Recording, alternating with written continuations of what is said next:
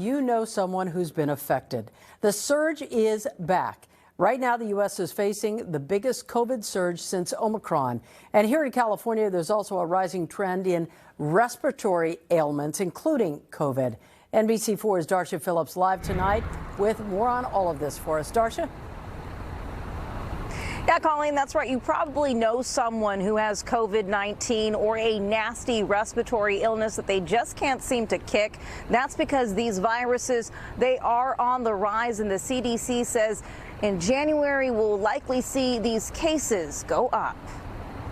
The holidays are over, the gatherings are winding down, but now healthcare officials are seeing a rise in illnesses. A lot of respiratory issues, I'm going to tell you that.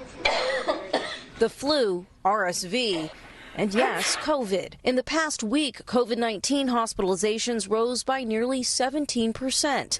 And California is among the states with the highest respiratory virus activity.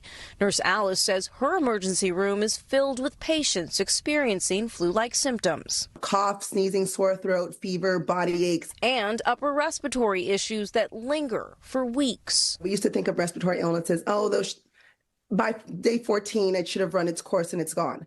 That is not the case these days. These viral illnesses are lasting anywhere. Typically, I'm seeing 4 to 6 weeks. Nurse Alice says the best thing to do is to get vaccinated. The people who have been vaccinated, their symptoms are a lot milder and shorter in length. But the CDC says vaccine rates for the flu, COVID, and RSV remains low, and says this could mean more severe and longer illnesses, predicting that January will have an acceleration of flu and COVID cases, especially after the gatherings and travel during the holidays.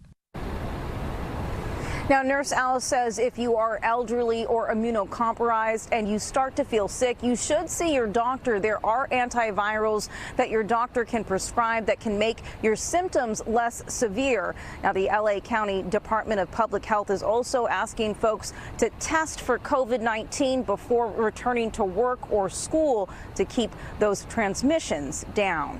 Reporting live from downtown Los Angeles tonight, I'm Darsha Philips, NBC4 News.